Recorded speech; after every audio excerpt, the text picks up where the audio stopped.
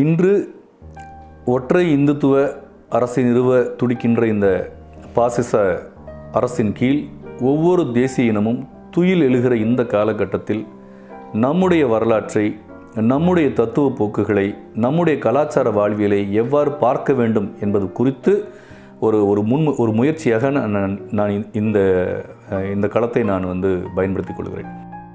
சங்க காலத்தில் நிலவுகின்ற நிலமானிய பண்பு எவ்வாறு இருந்தது, காப்பிய காலகட்டத்தில் பேரரசு கால உருவாக்கம் எவ்வாறு இருந்தது, அதற்கு பிறகான பக்தி இலக்கிய காலகட்டத்தில் எவ்வாறு பேரரசு மூர்க்கமாக வளர்ச்சி அடைந்தது, பட்டி தொட்டி எல்லாம் சென்று சேர்ந்தது, அதன் பிறகான நவீன மறுமலர்ச்சி காலகட்டத்தில் எவ்வாறு தமிழகம் உட்பட இந்தியா முழுவதும் காலனி ஆதிக்கத்திற்கு உட்பட்டது என்று பேசுவதற்கு நாம் வெறும் கலாச்சார பண்பாடு தளத்தில் விவாதித்தால் மட்டும் போதாது. அங்கு எந்த மாதிரியான தத்துவ போக்குகள் இருந்தன, எந்த தத்துவ போக்குகள் செழித்து வளர்ந்தன, எந்த தத்துவ போக்குகள் உள்ளிழுக்கப்பட்டன, எந்த தத்துவ போக்குகள் காயடிக்கப்பட்டு அழித்து வைக்கப்பட்டன என்பதை குறித்து நாம் பேச வேண்டும்.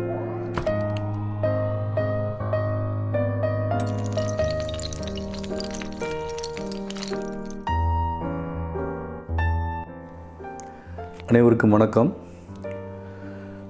காதொளிரும் குண்டலமும் கைக்கு வளையாபதியும் கருணை மார்பின் மீதொளி சிந்தாமணியும் மெல்லிடையில் மேகலையும் சிலம்பார் இன்பப் போதொளிர் பூந்தாளினையும் பொன்முடி சூளாமணியும் பொலியச் சூடி நீதியொளிர் செங்கோலாய் திருக்குறளை தாங்குதமிழ் நீடு வாழ்க. உவங்களிடை வந்து உயர்ந்தோர் தொழ விளங்கி ஏங்கொழி நீர் ஞாலத்து இருளகற்றும் ஆங்கவற்றுள் மின்னேர் தனியாளி ரெங்கதிரோன் ரேனையது தன்னேர் இல்லாத தமிழ்.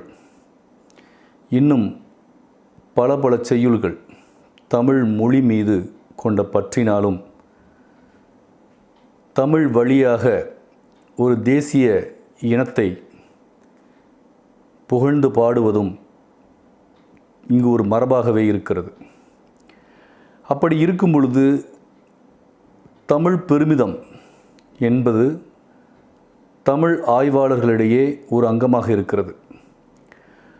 மொழி என்பது வெறும் மொழியா, மொழிக்கு பின்னால் ஏதேனும் இருக்கிறதா, சிந்தனையை சேமித்து வைக்கக்கூடிய கருவிதான் மொழியா என்று பேசிக்கொண்டே சென்றால் சிந்தனையின் மூல ஊற்று மொழி, சிந்தனையை தீர்மானிப்பது மொழி, பண்பாட்டு கலாச்சார வெளியை நிர்மாணிப்பது மொழி. அத்தகைய மொழி அதிகார வர்க்கம் தோன்றி மொழி உற்பத்தியான காலகட்டத்தில் அது வளர்ச்சி அடைந்து அந்த மொழியின் வழியாக அந்த மொழியை பேசக்கூடிய இனமும் சேர்ந்து வளர்ச்சி அடைகிறது. அந்த வகையில் ஏறக்குறைய 2000 வருடங்களுக்கு முன்னரே இலக்கணம் அமைய பெற்றது தமிழ்மொழி. தமிழ் மொழியை பெரும்பாலும் ஒரு மொழி வரலாறு அல்லது அது பேசக்கூடிய மக்களுடைய வரலாறு என்பனவற்றை இலக்கியம் வழியாக பேசுவது, கல்வெட்டு போன்ற சான்றாதாரங்களோடு பேசுவது, இரண்டையும் இணைத்து ஒரு பொருள் முதல்வாத கண்ணோட்டத்தோடு அணுகுகின்ற ஒரு போக்கு. அந்த வகையில் தமிழை சங்க காலம், சங்க மருவிய காலம், காப்பிய காலகட்டம், பக்தி இலக்கிய காலகட்டம், மறுமலர்ச்சி காலகட்டம், நவீன போக்குகள் என்று நாம் வரையறுக்கலாம். பெரும்பாலும் தமிழில் சங்க இலக்கியங்கள் முழுவதும் அற இலக்கியங்கள், 11 கீழ்கணக்கு, குறிப்பாக 11 கீழ்கணக்கு நூல்கள் அனைத்தும் அற இலக்கியங்கள் என்பார்கள். அற இலக்கியம் என்பது குறிப்பாக ஒரு தத்துவ மரபு அல்லது ஒரு கலாச்சார மரபு என்பது அறம், பொருள், இன்பம், வீடு என்ற அந்த 4 விர்ச்சுவஸ்ன்னு சொல்லுவாங்க. அதை பற்றி பேச வேண்டும். ஆனால் தமிழ் இலக்கியத்தில் வீடு வேறு என்பது தனியாக சொல்லப்படாமல் அறம், பொருள், இன்பம் இதை 3ஐயும் வெற்றிகரமாக அறக்கருத்துக்களோடு அணுகினால் வீடு பேறு அடைய முடியும் என்று சொல்வது என்னுடைய சுருக்கம். அப்படி இருக்கும் பொழுது 11 கீழ்கணக்கு என்று சொல்லப்படுகின்ற 18 நூல்களிலும் பேசப்படாத அறக்கருத்துக்களே இல்லை. அப்போ இந்த அறக்கருத்துக்கள் தமிழ் மொழியினுடைய சொத்துக்களா? இந்த அறக்கருத்துக்களில் இருந்து தான் தமிழ் மரபு என்று ஒன்று தொடங்குகிறதா? ஏனென்றால் ஒரு ஏடறிந்த வரலாறு எல்லாம் வர்க்க வரலாறுகளே அப்படின்னு சொல்லுவார் பேராசான் மார்க்ஸ். ஆனால் இங்கு தமிழ் என்பது ஒரு பழம்பெருமை பேசப்படுகின்ற ஒரு விஷயமாகவும், ஒரு பெருமைப்படக்கூடிய ஒரு மரபை தூக்கி சுமக்கின்ற ஒரு விஷயமாகவும் அணுகப்படுகிறது. இன்னொரு புறம் தமிழில் விஞ்ஞான கண்ணோட்டம் கிடையாது, தமிழில் பொருள் முதல்வாத சிந்தனை கிடையாது, அது ஒரு பிற்போக்குத்தனமான மொழி, அது பக்தி இலக்கியங்களின் மொழி என்று சொல்லப்படுகிறது. இவை உண்மையா? ஏனென்றால் ஈன்று புறந்தறுதல் என் தலை கடனே, சான்றோன் ஆக்குதல் தந்தைக்கு கடனே, வேல் வடித்து கொடுத்தல் கொல்லர்க்கு கடனே, நன்னடை நல்கல் வேந்தற்கு கடனே, ஒளிர்வாள் அருஞ்சம முறுக்கி களிறு எரிந்து பெயர்தல் காளைக்கு கடனே என்று சங்க இலக்கியத்தில் பொன்முடியார் பாடல் ஒன்று வருகிறது. அதே சங்க இலக்கியத்தில் வெள்ளி வீதி என்கிற பெண் கையில் ஊமன் கண்ணின் காக்கும் வெண்ணெய் உணங்கள் போல, அதாவது என்னுடைய கற்பை நான் எவ்வாறு காப்பாற்றுவேன் என்று இவர்கள் நம்புகிறார்கள். கை இல்லாத வாய் பேச இயலாத ஒருவன் சுட்டரிக்கின்ற வெயிலில் மொட்டை பாறையில் வைத்த வெண்ணெயை காப்பாற்றுவது போல இவர்கள் என்னுடைய கற்பை காப்பாற்ற விளைகிறார்கள். பெண்களுக்கு கடமையாக குழந்தையை பெற்றுத்தருவது என்று பேசப்படுகின்ற ஒரு சங்கப்பாடல், அதே சங்கப்பாடலில் பெண் விடுதலை கருத்தாக்கங்களை பேசக்கூடிய வெள்ளி வீதியின் பாடலும் ஔவையாரின் பாடலும் இடம்பெற்றிருக்கிறது. தத்துவம் என்பது மேலை நாடுகளிலே ஃபிலாசபி என்று சொல்லும்போது, ஃபிலோ என்றால் லவ், சோஃபி என்றால் knowledge, so love and knowledge or love of knowledge என்று சொல்லுவார்கள். ஆனால் தமிழிலே தத்துவம் அல்லது இந்திய நிலப்பரப்பில் தத்துவம் என்பது இங்கு சமயத்தோடு பின்னி பிணைந்து கலாச்சார வாழ்வியலோடு பின்னி பிணைந்து இருப்பதாக சொல்லுகிறார்கள். உண்மையில் ஒரு தத்துவம் என்பது ஒரு குறிப்பிட்ட நிலப்பரப்பில் வாழ்கின்ற மக்களுடைய வாழ்வியலை தீர்மானிக்கிற அல்லது தீர்மானித்த ஒரு விஷயம். அது பின்னாளில் பெருமளவு மக்களால் பின்பற்றப்படும் பொழுது அது சமயமாக வளர்ச்சி பெறுகிறது, அது ஆன்மீகத்தில் சரணடைகிறது. இன்னொன்று முளையிலேயே கிள்ளி எறியப்பட்டு முடித்து வைக்கப்படுகிறது. அப்படி இருக்கும் பொழுது இயற்கையை கண்டு அஞ்சிய மனிதன் இயற்கையை எவ்வாறு வெல்லுவது அல்லது இயற்கையை எவ்வாறு எதிர்கொள்வது என்ற சிக்கலில் இருக்கிறார். அப்படி இருக்கும் பொழுது இயற்கையை வெல்ல பிறந்தது, இயற்கையை வென்றதன் மூலம் பிறந்தது விஞ்ஞானம், இயற்கையை இறைஞ்சுவதன் மூலமாக பிறந்தது சமயம். இந்த இரண்டிற்கும் நடுவில் இயற்கையை புரிந்து கொள்வது என்ற ஒரு போக்கு இங்கு இருக்கிறது. இது ஒன்று. தமிழ் இலக்கிய வரலாறு முழுவதும் அது பேசுகின்ற அற விழுமியங்களை வைத்து கொண்டாடப்படுகிறது. உண்மையில் அறம் என்பது, அறக்கருத்துக்கள் என்பவை பெரும்பாலும் ஆளும் வர்க்கத்திற்கு சேவையாற்றக்கூடியவை. அறமற்ற ஒரு சமூகத்தை நாம் நினைத்து பார்க்க முடியுமா? கண்டிப்பாக நினைத்து பார்க்க முடியும். ஏனென்றால் ஆதி மனிதன் சொத்துடைமை உடையவனாகவும் ஒரு பொருளின் மீது உரிமையுடையவனாகவும் இருக்கிறான் என்று சொல்லுகிறார் பேராசான் மார்க்ஸ். அது பின்னாளில் ஒருவனிடமிருந்து, ஒரு தனி மனிதனிடம் இருந்து வேறொரு இடத்திற்கு பறித்து செல்லப்படும் பொழுது அதிகார வர்க்கம் தோன்றுகிறது. தமிழ் இலக்கியங்கள் பேசுகின்ற அறக்கருத்துக்களை வைத்து நாங்கள் உலகத்திற்கே அறத்தை சொல்லிக் கொடுத்தவர்கள் என்ற பெருமிதவாதம் இங்கு பிரதானமாக பேசப்படுகிறது. ஆனால் பேசப்படுகின்ற அல்லது நிலவுகின்ற ஒரு அறம் ஒரு மனிதனை வாழ வைக்குமா என்று கேட்டால் கண்டிப்பாக வாழ வைக்க முடியாது.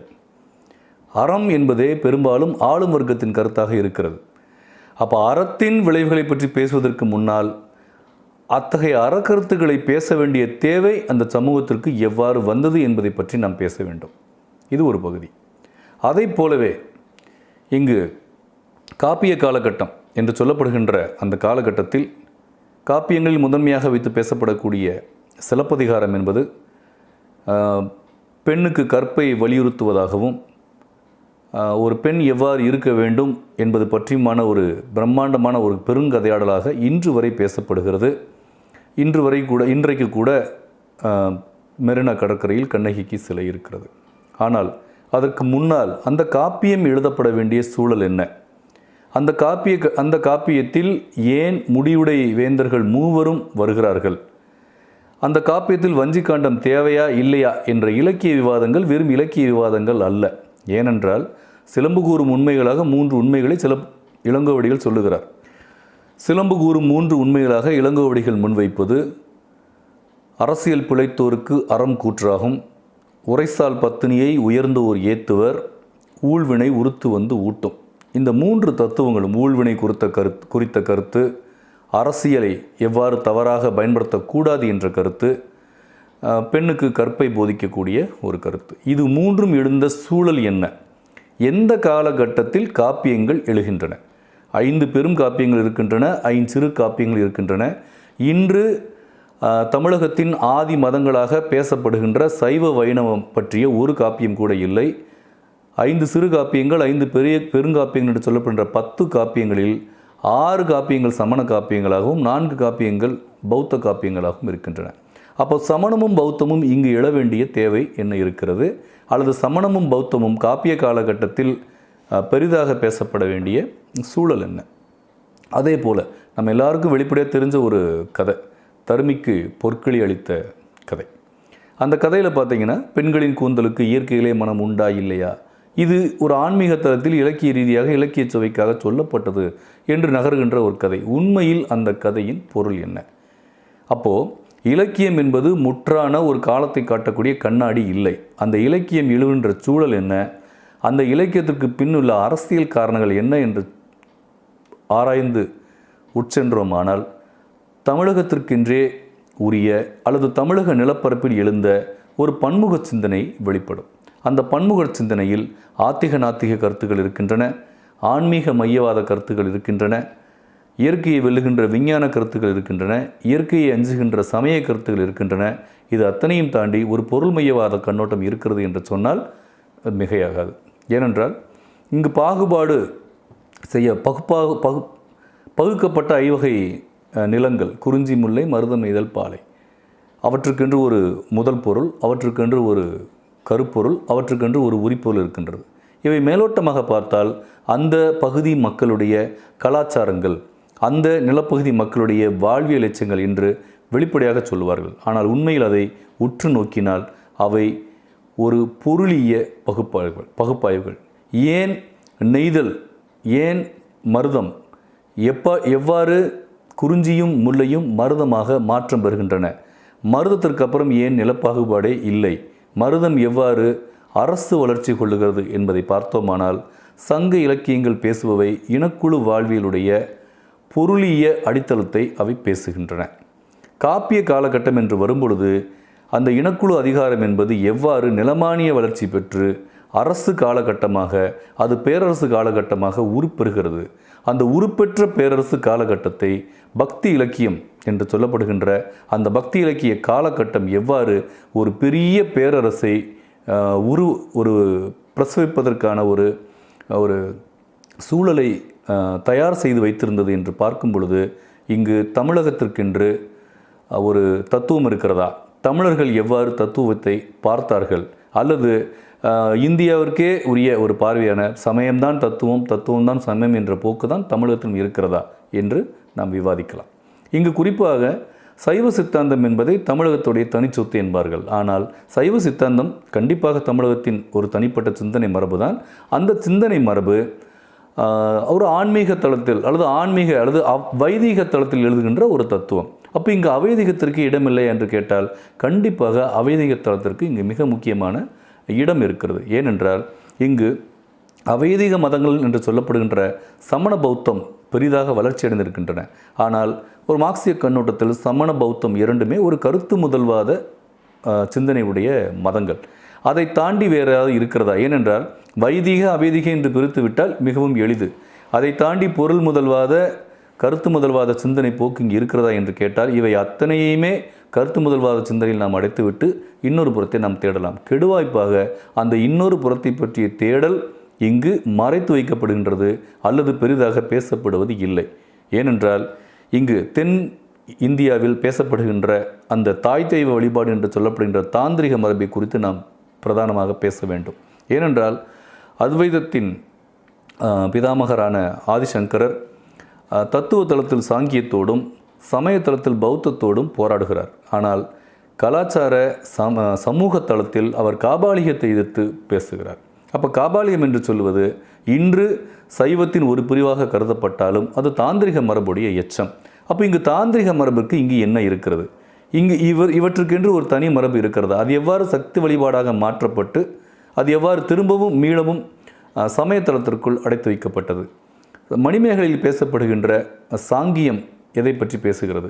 சாங்கியம் பேசக்கூடிய அந்த 24 தத்துவங்களில் அந்த புருஷ தத்துவம் என்ன மாதிரியான ஒரு ரோல் செய்கிறது?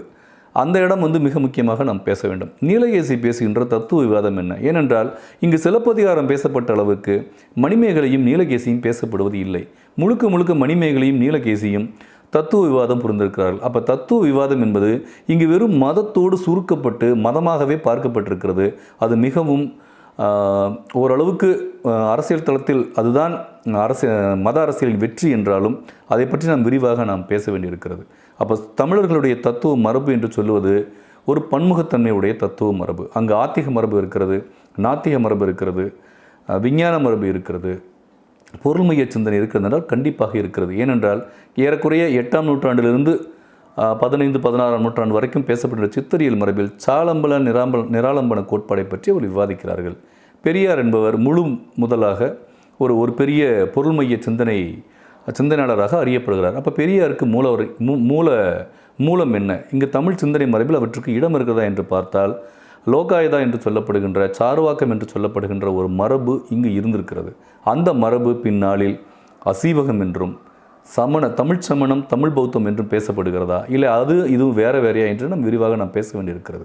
அந்த வகையில் தமிழ் தத்துவ மரபு என்பது வெறும் வைதிக தத்துவமோ வெறும் அவைதிக தத்துவமோ இல்லை வெறும் கருத்து முதல்வாத சிந்தனை போக்கோ மட்டுமாக இல்லாமல் அது எல்லாமாகவும் அது இருந்திருக்கிறது.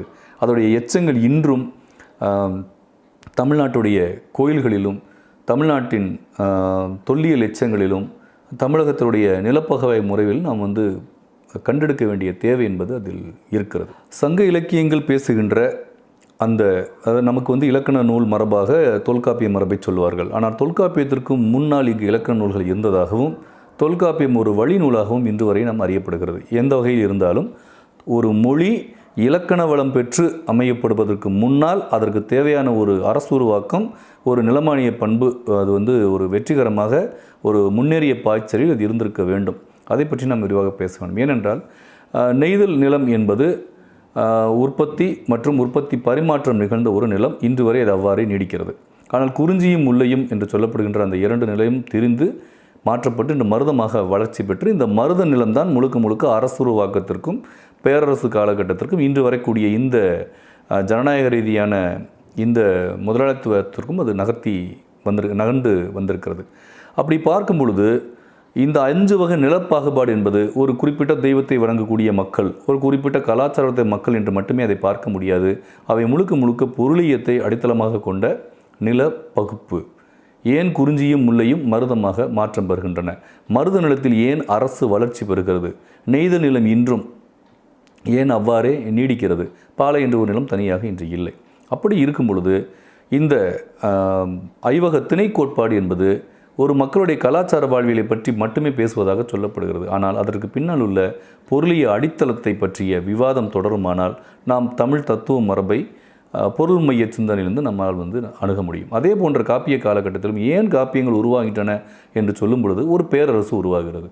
அந்த பேரரசை நிலைநிறுத்துவதற்காக பக்தி இலக்கியங்கள் வருகிறது. ஏன்னா பக்தி இலக்கியத்தை பற்றி பேசும் பொழுது பக்தி இலக்கியம் சமண பௌத்த மதங்களை எதிர்த்து தோன்றியது. சாதி சமய இறுக்கத்தை தளர்த்தி அனைத்து தரப்பு மக்களையும் அரவணைத்தது.